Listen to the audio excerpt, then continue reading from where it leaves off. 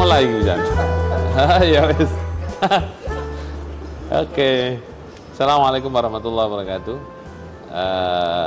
Jumpa lagi dalam program Bisa Bagus, bincang santai bersama Gus. Sebuah kegiatan yang diinisiasi oleh kawan-kawan BPID dan Humas Kementerian Agama Kota Malang untuk menggali potensi-potensi keluarga besar Kementerian Agama Kota Malang dalam mengisi kemerdekaan, dalam mewarnai tugas-tugas, termasuk menggali potensi-potensi adik-adik siswa-siswa kita yang ada di madrasah. Kali ini kita ngobrol bareng dengan Mbak Maghfirlana Silmi, salah satu penyuluh honorer dari KUA Sukun yang kemarin sempat mengikuti kompetisi penyuluh di Kanwil Kemenak Jawa Timur, dan di bidang keunikan dalam memberikan penyuluhan. Oke. Mbak Maghfirlana Silmi. Iya, Gus. Oke. Asli mana Mbak Maghfirlana? Asli Malang, Gus. Oke. Malang mana? Jalan Satswitubun, dekatnya PP Nurul Ulum. Oh, okay. Dari Nurul Ulum. Asli Nurul Ulum itu, sejalan di Nurul Ulum itu. Tetangga. Oh, tetangga. Oke. Nurul Ulum. Tetangga. Apa yang memotivasi Mbak Maghfirlana ikut bergabung di penyuluh honorer Kementerian Agama Kota Malang? Oke, terima kasih, Gus. Motivasinya yaitu ingin memberikan penyuluhan kepada generasi muda dengan cara-cara yang membimbing, memberikan nilai-nilai moral, pesan-pesan moral dengan cara tanpa menggurui, begitu. Oke. Apa yang menginisiasi Mbak Maghfirlana ini menggunakan media boneka dalam penyuluhannya? Oke. Medianya adalah media berkisah dengan alat ataupun tanpa alat. Jadi sebagaimana dalam Al-Quran surat Hud ayat 120 disampaikan bahwa dari kisah-kisah Rasul yang kami sampaikan kepadamu, kami teguhkan hatimu. Jadi betapa pentingnya berkisah itu untuk fitrah manusia sebagaimana yang tercantum dalam Al-Quran, gitu, Gus. Sebagaimana yang diajarkan oleh Nabi kepada sahabatnya.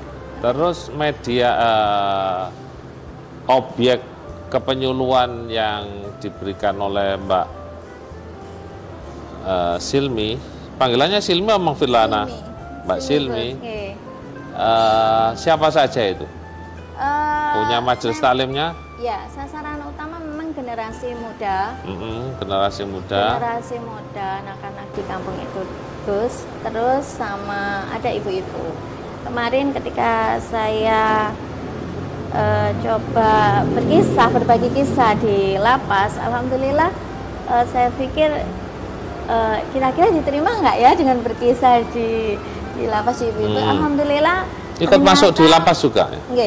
Ternyata Masya Allah orang-orang senang, dan ada beberapa yang keluar kemudian menghubungi saya, dan ternyata kisah-kisah yang saya sampaikan itu tadi masuk, dan mereka memberikan kesan-kesan yang sangat baik, begitu, Mas. Yang ibu-ibu juga pakai boneka begini? Ada kalanya pakai boneka, ada kalanya tidak ya. Tergantung aku, pas bisa apa enggak gitu, Gus. Pas bisa apa enggak gitu. Kenalan dulu sama Gus gimana? Boleh? Oh boleh. Hadap depan dong, hadap kamera. Perkenalan, namaku adalah Mar'atus Solihah. Siapa? Mar'atus Solihah. Nama panjang? Mar'atus Solihah harum sepanjang hari. Mar'atus Solihah harum sepanjang hari. Sudah sejak kapan jenengan main boneka ini? Sejak 2013. 2016. Apa yang terus tiba-tiba menginisiasi saya butuh boneka nih untuk teman media dakwah? Nggih. Awalnya saya ikut lomba Gus untuk lomba orang tua dalam rangka mendidik karakter anak gitu, dan akhirnya sangat bermanfaat ya Gus ya. Dapat nomor lombanya? Ya. Juara berapa? Sampai provinsi juara 2 Gus. Juara 2, alhamdulillah. Kok hobi juara 2 ya? Kemarin juara 2 juga. Iya.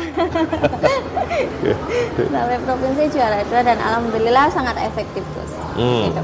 Efektif. Terus berapa majelis taklim yang sekarang dibina Mbak Silmi? Untuk ada 3 sih Gus, tapi kalau setiap hari saya pindah-pindah Gus, dari tidak selalu di Kelurahan Sukun, tidak di Kecamatan Sukun saja. Pindah-pindah dari majelis Bergantung taklim. yang ngundang atau memang punya binaan khusus? Kalau binaan khususnya 3 Gus. Kalau yang pindah-pindah tiap hari ya memang ada undangan gitu. Basic pendidikannya Mbak Silmi apa aja? Psikologi. Psikologi di Win. Win Maliki. Okay. Tahun berapa? Angkatan lulus tahun 2006. Oh, lulus tahun 2006. Oke. Jadi mulai yang menginisiasi melihat itu termasuk waktu di kampus atau enggak? Oh tidak. Tidak. Setelah lulus. Setelah lulus. Apa aja prestasi Mbak Silmi dengan ditemani Mar'atus Solihah ini? Prestasinya yaitu juara mendongeng tingkat provinsi 2 kali Gus. Kategori guru dan kategori orang tua. Selanjutnya 10 nominasi 10 penulis terbaik cerita karakter anak. Oh, juga menulis juga? Ya kan yang dilombakan itu kan nulis cerita sendiri. Oh, nulis cerita, nulis ceritanya, bukan berceritanya. Tulisannya juga dilombakan. Oh, tulisannya juga dilombanya. Begitu. Tulisannya dilombakan juara? 10 terbaik. Oh, 10 terbaik. Oke. Dicetak enggak? Iya dicetak di buku PPMI kan. Saya ikut komunitas pencerita Muslim. Oh, komunitas pencerita Muslim. Oke. Lah, kisah-kisah yang ditulis oleh Mbak Silmi itu ada yang sudah dibukukan enggak? Selain yang bareng-bareng dengan PPMI? Belum. Oh, belum. Harus ditulis, dibuat. Kalau perlu kolaborasi dengan kawan-kawan yang suka bikin komik itu, kemudian yang lebih bersahabat dalam menyampaikan untuk anak-anak kita itu. Yang ngundang Mbak Silmi ini dari kalangan madrasah atau sekolah atau juga kalangan ibu-ibu? Madrasah, sekolah, ibu-ibu, kampus, kanjuruan, lebih sering dengan lazis. Oh, dengan lazis. Oh. Jadi ikut menyemarakkan atau mempromosikan program zakat ya. Oke. Dari yang selama ini ide muncul dengan berbagai media kan, dakwah dengan boneka ini bukan yang pertama Mbak Silmi. Apa kekhasan yang ditawarkan oleh Mbak Silmi dari bonekanya Mbak Silmi ini dengan saya punya gaya sendiri nih begitu dari boneka ini. Biasanya saya pakai lagu dulu. Sebelum bercerita saya sampaikan lagunya dulu, cerita itu dalam lagu dulu Gus. Ceritanya dilakukan. Oke. Cerita singkatnya dilakukan dulu, baru disampaikan ceritanya. Karena biasanya kan sasaran saya memang generasi muda yang suka lagu, suka musik, jadi harus disampaikan lewat lagu dulu, baru selanjutnya cerita. Oke. Ayo coba sekalian. Coba dilakukan dulu satu episode, dilakukan mungkin yang pemirsa kepingin lihat gimana Mbak Silmi bercerita. Kemarin waktu di Kanwil membawakan apa? Kisah apa? Kanwil waktu lomba. Nggih, kisah Isra Mi'raj. Oh, Isra Mi'raj. Coba monggo. Nggih. Bismillahirrahmanirrahim. Isra adalah perjalanan Nabi dari Masjidil Haram ke Masjidil Aqsa. Mi'raj adalah perjalanan Nabi dari Masjidil Aqsa ke Sidratul Muntaha. Perjalanan singkat 1 malam untuk menerima perintah salat. Orang-orang Quraisy mendustakannya. Sambil berteriak, mereka berkata, "Hai Muhammad, apakah kau sudah mimpi? Kau melakukan perjalanan ke langit hanya dalam waktu semalam?" Sungguh tidak mungkin. Tapi Abu Bakar membenarkannya. Sahabat Abu Bakar membenarkan perjalanan Rasulullah semalam ke langit untuk menerima perintah sholat. Oke. Apa yang kemudian menurut versi Mbak Silmi, kenapa kemarin kalah dapat nomor 2? Yang pertama apa itu? Yang pertama. Yang juara pertama dari? Metode Al-Quran dengan online dan offline gitu. Oke. Terus sudah pengalamannya banyak, saya baru pertama Gus. Jadi butuh ilmu yang lebih lah dalam penyampaian, dalam penulisan karya ilmiah. Nah itu penulisan karya ilmiah kan alumni UIN ya, harusnya ikut banyak nulis. Nah itu banyak nulisnya itu yang penting dilakukan untuk menambah maharohnya Mbak Silmi. Jadi kemarin kalahnya dengan yang metode Quran. Metode apa itu? Hybrid apa gitu dok? Hybrid. Iya, hybrid. Jadi menggabungkan offline dan online. Betul. Oke. Dari kemana? Lumajang kata saya. Oke. Jadi ini kemarin Mbak Silmi mengikuti lomba bercerita, lomba apa? Penyuluhan dengan metode baru. Berkisah. Ya, metode baru dengan cara berkisah. Sudah berapa tahun jadi penyuluh? Baru 1 tahun. 1 tahun ya, 1 tahun.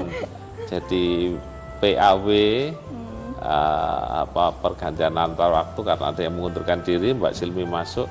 Sejak awal sudah pernah daftar ya sebelumnya ya. Oke. Kemudian bergabung dengan Kementerian Agama dengan berkisah. Salah satu tupoksi Kementerian Agama adalah memberikan penyuluhan kepada masyarakat, yang penyuluhan itu tentu mempunyai banyak segmen, dan Mbak Silmi mengambil segmen para pemuda, ya, orang generasi muda lah. Apakah ini kisah-kisah ini di online kan? Pernah punya akun YouTube sendiri? Punya. Memang sedang berproses mengimbangi konten-konten negatif. Kadang memang konten-konten seperti itu lebih banyak like-nya, tapi tetap berusaha meninggalkan jejak yang baik. Semoga bermanfaat. Saat ini TikToknya follower 1.300 kalau nggak salah. 1.300 kurang akeh Mbak. Oke, masih belum. Kalam kan ya masih aku. Berproses. di Instagram juga? Buatan TikTok sama YouTube. Oh, ya harus semuanya. Oke. Harus semuanya dimasuki, semua bangsa dimasuki, tinggal dipindah-pindah aja videonya, karena dakwah online zaman sekarang itu digemari dan bahkan menjadi yang utama. Jadi orang bercerita terlalu panjang itu gak senengi. Iya betul.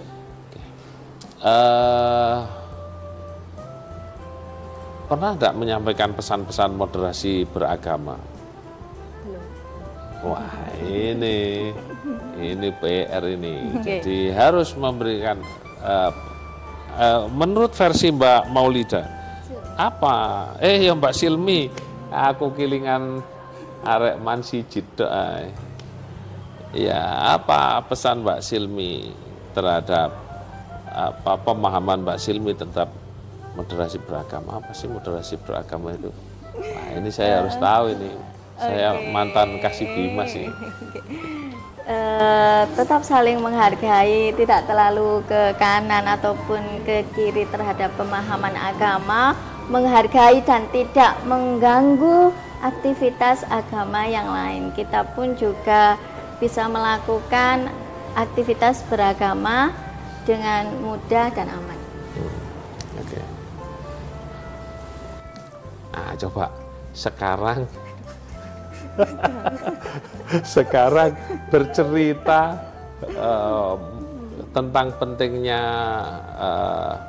moderasi beragama dengan kisah. Ini salah satu kemarin kawan man satu ada yang kita hantar sowan ke Gusmus dan bertanya tentang moderasi beragama kepada beliau. Nah, termasuk moderasi beragama itu adalah menempatkan porsi pada masing-masing porsinya. Pelajar itu belajar dengan baik, orang petani ya bekerja dengan baik, itu jadi wiridnya. Kemudian bagaimana kita tidak merusak lingkungan itu juga bagian dari moderasi beragama. Bagaimana kita menghargai orang itu juga bagian dari moderasi beragama, karena kalau tidak seagama mungkin minimal dia sama-sama manusia, sama-sama makhluknya Allah. Nah, yuk kita kayak tantangan bercerita, ini terakhir tantangan bercerita tentang pentingnya moderasi beragama. Mbak Maghfirlana Silmi, silakan. Pagi itu suasana di kota Malang sangat sejuk sekali. Adit seorang Chinese sedang akan membeli obat untuk neneknya. Kemudian Adit berlari sangat kencang. Aku harus segera memberi obat untuk nenekku. Oke. Sebentar ya nak ya. Tunggu ya nak ya. Nenek semoga kuat ya. Sebentar ya. Adit pun berlari dengan penuh kencang. Dan di tengah jalan tak sengaja Adit menobrak teman-teman yang dari pesantren. Teman-teman yang dari pesantren. Kemudian untungnya teman-teman itu nggak marah, malah Adit ditolong, dibangunkan. Adit pun ditolong oleh teman-teman pesantren, dibangunkan. Kemudian Adit dibonceng oleh salah satu teman-teman dari pesantren dengan mengayuh sepedanya. Ahmad, salah satu anak pesantren itu mengayuh sepedanya dengan cepat. Oke Dit, sebentar ya Dit ya. Ayo, aku akan berjalan sangat cepat supaya nenekmu bisa tertolong. Tak lama kemudian sampailah Ahmad di sebuah apotik. Kemudian Adit bisa membeli obat dan bisa meramunya, memberikannya kepada sang nenek. Alhamdulillah, dalam waktu yang tidak lama nenek pun kembali pulih. Masya Allah ya. Padahal anak pesantren tadi tidak kenal sama Adit. Tapi karena jiwa saling tolong menolong dan menghargai, Ahmad tidak memandang siapapun. Tidak memandang siapapun. Adit pun dengan senang hati berterima kasih kepada Ahmad. Nah, adik-adik yang ada di rumah, kalau mau menolong seseorang, jangan tanya agamanya, jangan tanya sukunya, jangan tanya kekayaannya, tapi selamatkanlah mereka, hargai mereka, karena insya Allah kebaikan kita akan kembali kepada kita. Karena berbagi tak pernah rugi. Karena berbagi tak pernah rugi. Sudah? Ya, sip. Bagus. Sangat bagus. Ini karena tantangan. Nyanyinya yang belum itu tadi. Karena nyanyi harus ngarang dulu ya. Lah, ini perlu Mbak Mahfirlana Silmi itu tantangan-tantangan begitu itu ya harus mulai membangun kebiasaan gimana caranya saya bisa mendadak bernyanyi dengan menciptakan momen-momen yang diminta oleh tiba-tiba nanti tolong ceritakan begini-begini ya, itu kan mungkin karena kebutuhan dalam penyuluhan itu kadang-kadang tidak sesuai dengan apa yang kita inginkan. Di rumah saya ingin cerita tentang ini, ternyata audien ingin yang sesuatu yang lain. Sukses ya untuk Mbak Mahfirlana Silmi. Sudah berapa menit, Mas? Cukup ya? 20 menit ya? Oke, 20 menit kita bincang santai dengan Mbak Mahfirlana Silmi, penyuluh honorer dari Kantor Urusan Agama Kecamatan Sukun, Malang, yang dia punya kekhasan dalam memberikan penyuluhan dengan melalui media boneka yang ini bisa menggunakan suara perut juga. Dan ini menjadi salah satu yang kemarin membawa harum nama Kota Malang dengan meraih juara 2 untuk penyuluh dengan apa istilahnya? Dengan kategori penyuluhan metode baru. Jadi mungkin ada harus yang diperbarui lagi sehingga lebih indah. Mungkin nanti Mar'atus Sholihah diajari makhorijul huruf yang baik sambil bernyanyi ya. Jadi mungkin jadi tahun depan ikut lagi dengan metode baca Quran dengan bernyanyi. Wah, mengenali makhorijul huruf dengan bernyanyi. Cintai pekerjaannya Mbak Silmi, nanti akan banyak muncul ide. Baik, itu kawan pemirsa bisa bagus Kemenak Kota Malang yang berkenan mampir di YouTube kanalnya Kementerian Agama Kota Malang. Sukses selalu untuk panjenengan. Moga-moga kita semua senantiasa dalam rahmat Allah. Amin. Dari saya kurang lebihnya mohon maaf. Assalamualaikum warahmatullahi wabarakatuh. Waalaikumsalam warahmatullahi wabarakatuh. Wis tikat.